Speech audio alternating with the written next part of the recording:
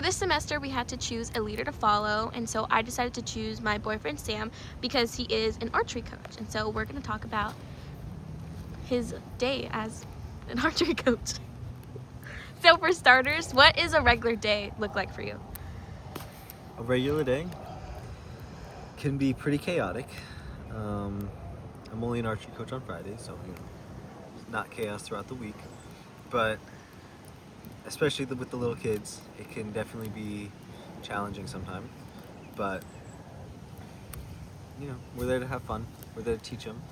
We're there for them to grow and learn more stuff. And I think our main goal is have fun and stay safe. But yeah. Okay, and so what would you say is your biggest challenge overall? Biggest challenge? One, I'll list two big challenges. One of the biggest challenges is that the little kids aren't strong enough to pull the bow back, so they're pulling it back and curved straight down to the ground. But we can't really help them with that because it's just, we can teach them the technique, we can teach them the way of shooting, but one of the biggest challenges is that we can't make them physically stronger.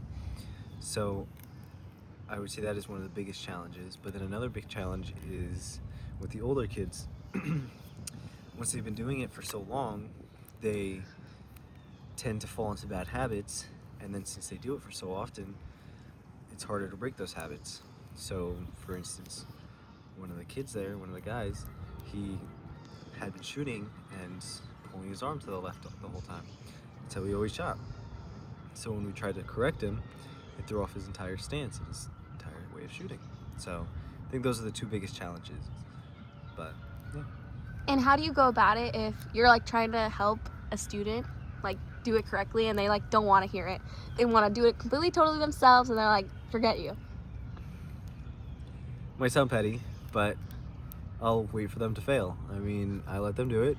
I wait for them to make a mistake and I say, hey, I told you not to do that. If you didn't do that, you might have gotten a better score. We do try, and it depends on the age of the kid as well. If it's a smaller kid, a younger age, you definitely want to be there, more supportive.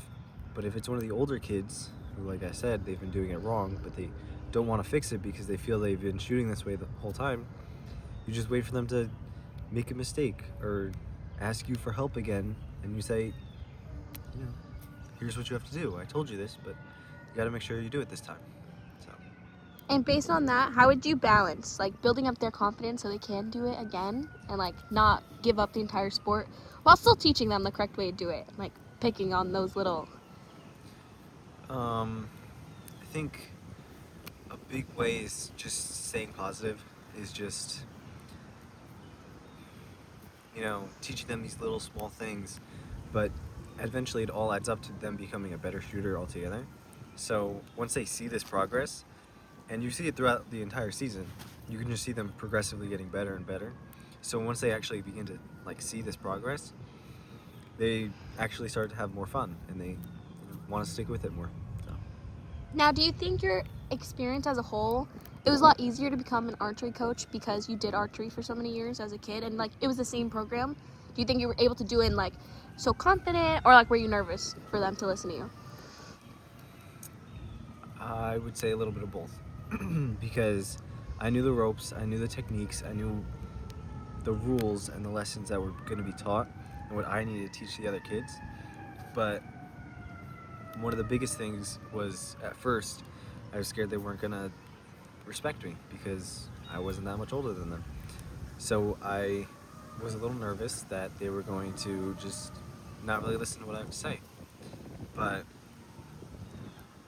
I think that even the older kids in the older group, they definitely they've seen me shoot before, and they know that I'm okay, and I've been doing this for a while, and I know what I'm doing.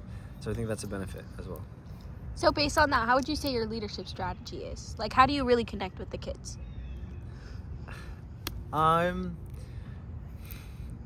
Each coach has a different strategy. I'm definitely the not the strict one. We definitely have two coaches that are definitely on the stricter side. They definitely focus on safety, focus on the rules. If you're breaking a rule, they'll let you know. I'm definitely on the, okay, you messed up that, but this is how we're gonna fix it. This is what we're gonna do to fix it. This is what we're gonna do to make it better. And I think that's one of the biggest things is I try to stay positive, because this is all about fun. This isn't a competition. This isn't like something you got to focus on your entire like being on. It's just you're there to have fun. So Have you ever had a moment where not disciplined a kid, but like you told them they did something wrong, and like were you scared that they weren't gonna come back, or like they'd be like, I hate this guy? So one of our biggest things is safety. And when someone breaks a rule that is in place for the safety purposes, I definitely have to become one of the strict coaches. For instance, this was a little kid, so they didn't really know all of that. This was only, I think, their second year. And they were shooting. They dropped an arrow in front of the line, right? He immediately went to go step in front of the line to go pick it up. So I had to grab his arm, pull him back, and I'm like, you can't do that. That is unacceptable. You have to pay attention. And I had to make sure he didn't make a mistake again, because that is something that can't be happening.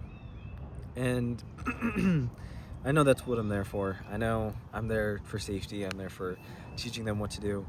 But sometimes safety comes before their feelings. You got to make sure they understand.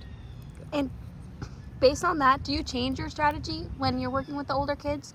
Like, do you think because they have that little bit of experience, you're not as strict? When a little kid, you have to be stricter? Yeah, we definitely, me and all the coaches, we definitely take a step back. We definitely let the older kids do their things more. We, like for instance, one of the kids, he's a good shooter. He's been shooting a while, but I'll just throw out a pointer here and there just to make sure he doesn't like fall into a bad habit like I was talking about. So we definitely try to let them shoot, let them have their own fun, because they know what they're doing, they know the safety protocol.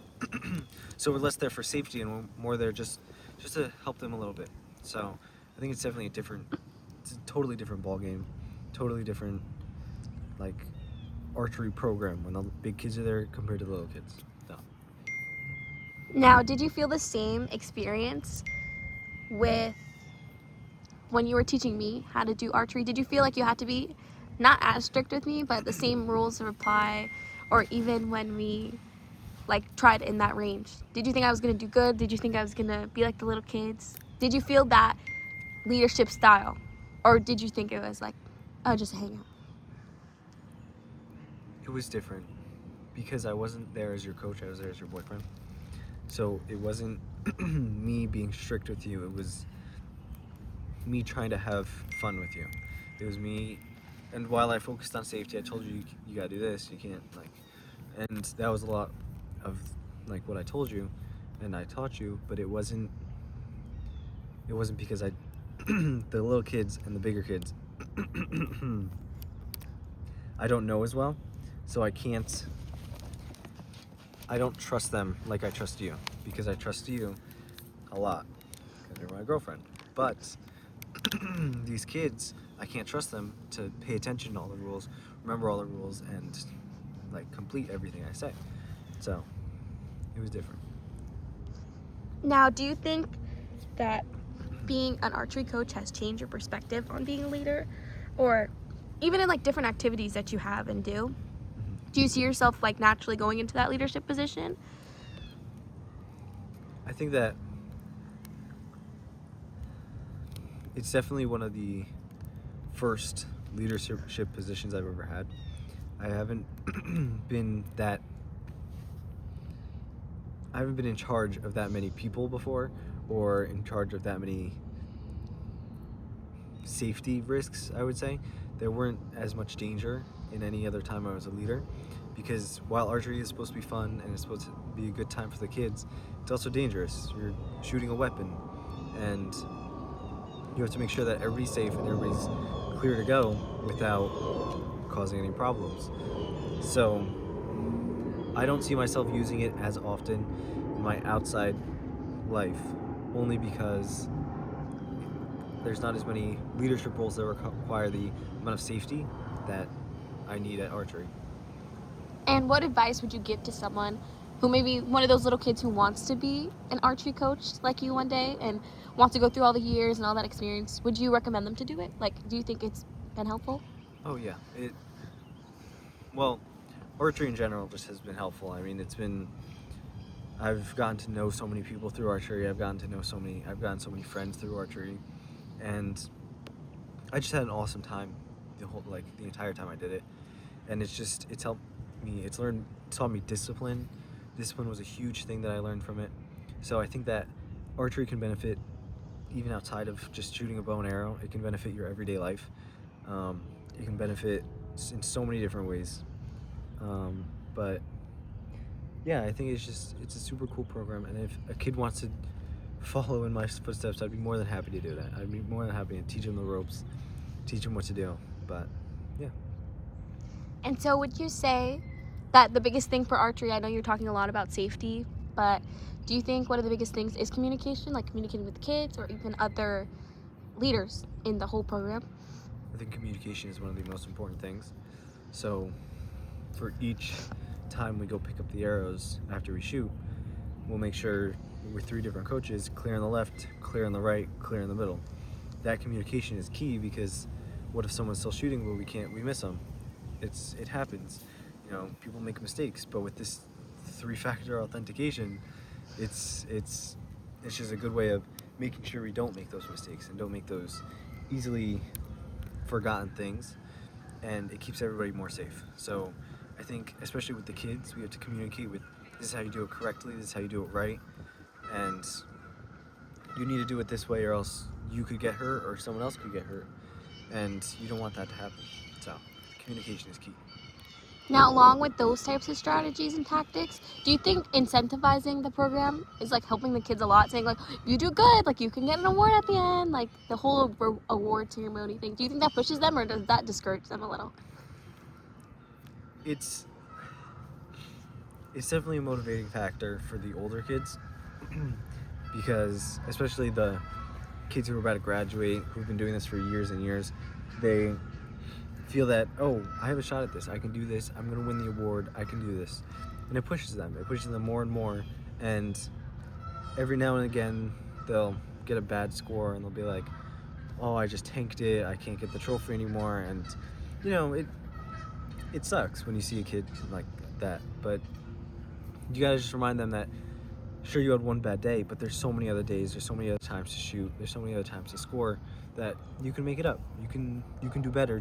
You have to strive for better, and I think that's something cool. But other than the trophies, there's also, we do this thing where we attach balloons to the trophy, to the targets, and we say, hey, you know what, pop this balloon, and it's just a cool incentive for everyday shooting, every time we shot. And kids would go up and, I'm gonna shoot the balloon, and it just makes you smile a little bit, because you know, they're happy to be there, they're having fun. So yeah, I think that was also helpful with me too, seeing the balloon there, because it was like, once I got it, I was like, yes, like it was the best feeling ever. So I could just imagine even just being a little kid and like doing something for the first time, just experience that. And they probably think of it like there's so much fun for them, stuff.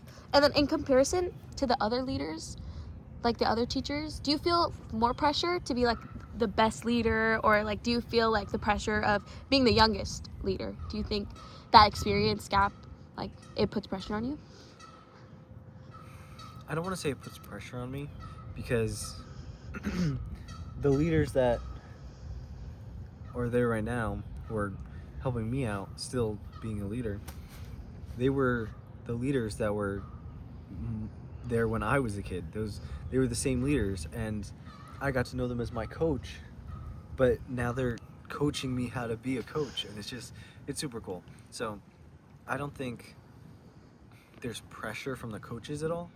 I do think that there's pressure from myself. I don't know, I get hard on myself sometimes that, oh, I can't make this mistake, I make this mistake. But you know, I'm also there just to help out. It's a volunteer thing. I'm not getting paid for it. I'm not doing it out of I'm doing it for fun. I mean, I'm trying to help out. These coaches helped me out so much throughout my life, so I want to give back. I want to help a little kid out too. So I don't think there's as much pressure to say, but I would say like it's definitely stressful sometimes. Just trying to be a good coach. Now, with all that preparation and that coaching they're giving you, as a kid, would you have thought there was so much to go into, like an actual archery lesson, like the setup and stuff? Did you think of any of that? Or when you started coaching, you're like, wow, there's I have to come early and I have to set up and we have to clean up and all that stuff? When I was a kid, like young, I showed up for my time and I left. I didn't know what was happening. But when I got into the older group of archery, I would come and I would help out, and I would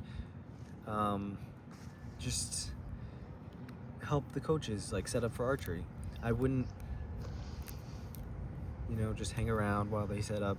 And we have two different groups. We have the younger kids and the older kids, and the older kids are after the younger kids. So we always helped out cleaning up anyway. It was a community thing. One of the things I do see now is that the coaches are there earlier, they set up earlier, they have so much to do. Cleaning up and taking everything down was a lot easier because we had so many different people helping with the older kids. But now I see, as a new coach, setting up is the hard part because it's just the 5 coaches and we have to set everything up. So I definitely have more respect for them now that I'm coaching, and more respect for like just how much time they're giving, how much like carefulness they're taking, and just the whole program. So And after your experience, the 12 weeks, and just like having people look at you as a leader, do you like have anything else to say? Like, if you could take one thing away from being a leader in this position, like what would you say? I would say it's been fun. It's been just a great time teaching these kids, and it's been really impactful on me too because so many of these kids came up to me after archery and they're like, "Oh, thank you so much for being a coach. You were so fun to have." Like it was just really cool because I'm there to help out and I'm there to make an impact. And having these kids come up to me and having the parents come up to me saying, "Oh, my son talked about you, like he loved your coaching style, he loved how you coached him," and I'm just like, that's what it's all for. That's what I'm there for. So it was really cool.